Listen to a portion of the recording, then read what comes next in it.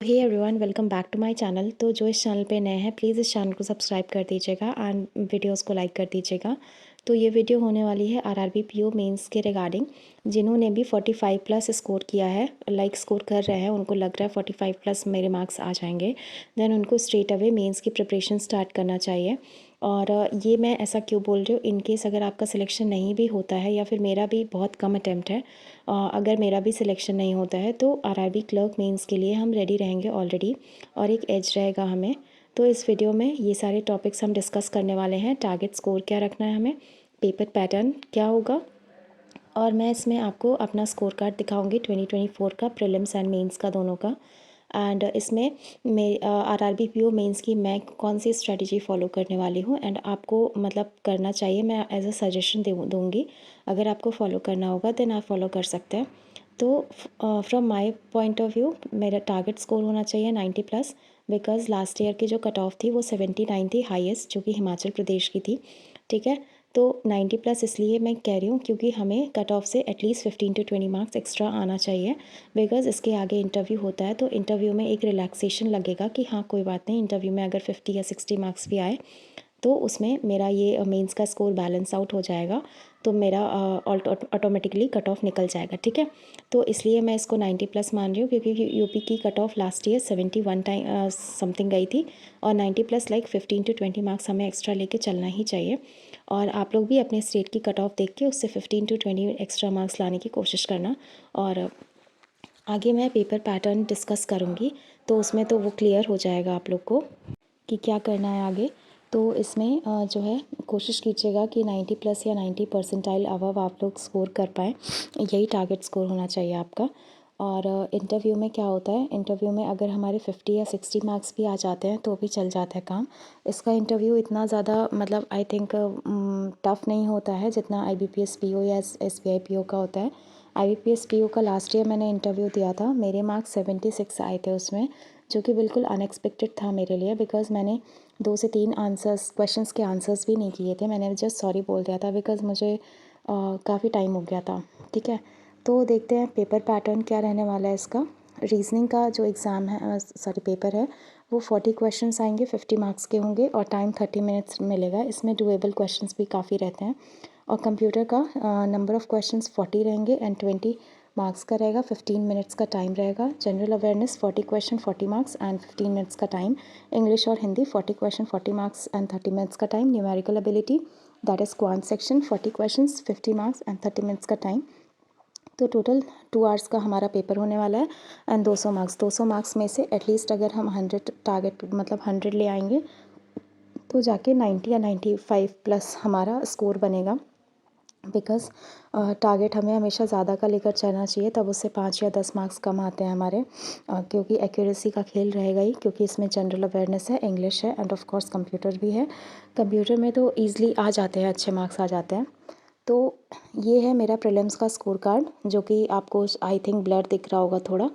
ठीक है, मैं इसको बता देती हूँ। रीजनिंग में मेरे मार्क्स थे 32 आउट ऑफ 40 एंड क्वांट्स में मेरे मार्क्स थे 24.75 आउट ऑफ 40। ठीक है, तो मेरा टोटल स्कोर बना था 56.75 एंड मेरे स्टेट की कट ऑफ थी 51। इस बार अटैम्प्ट ही 51 हुआ है, गॉड नोस क्या होगा। तो मैं मेंस का स्कोर कार्ड दिखा देती हूँ आपको। इसमें मेरा रीजनिंग में ब्लर दिख रहा होगा, आई एम सॉरी, क्योंकि मेरे पास उस वक्त फ़ोन ही था ना, इसलिए। तो ये है रीजनिंग का मेरा मार्क्स है इसमें 6.75। ठीक है, और कंप्यूटर में मेरा मार्क्स है 15 आउट ऑफ 20 एंड मेरा क्या कहते हैं, इसमें जनरल अवेयरनेस में मार्क्स है 9.5 नंबर है, और इंग्लिश लैंग्वेज में 29 मार्क्स हैं एंड क्वांट्स में 7.25 मार्क्स हैं। तो टोटल 63.50 है एंड मेरे स्टेट की कट ऑफ 71 पॉइंट समथिंग है। ठीक है, मुझे भी नहीं दिख रहा एक्चुअली। तो 71, तो मेरा ना इसमें रीजनिंग में बहुत बड़ा ब्लंडर हुआ था पेपर में। लाइक मेरा रीजनिंग में एक पज़ल में मैं स्टक हो गई थी, ब्लड रिलेशन, मेरी उस टाइम पे प्रैक्टिस भी नहीं थी, और मैंने मतलब ब्लड रिलेशन वाली पज़ल चूज़ करके बहुत बड़ी मिस्टेक कर दी एंड सबको मैं वही अवॉइड बोलती हूँ कि मत करना। तो सब्जेक्ट वाइज स्ट्रैटेजी डिस्कस कर लेते हैं। कंप्यूटर्स में जो मेरा सोर्स था लास्ट ईयर का, वो एक अरोड़ा एजुकेटर्स करके यूट्यूब चैनल है उनका। पहले मैंने अरिहंत की बुक से, मैंने टेलीग्राम से जस्ट रैंडमली मिली थी मुझे बुक, वहाँ से मैंने अरिहंत की थी वो, PDF।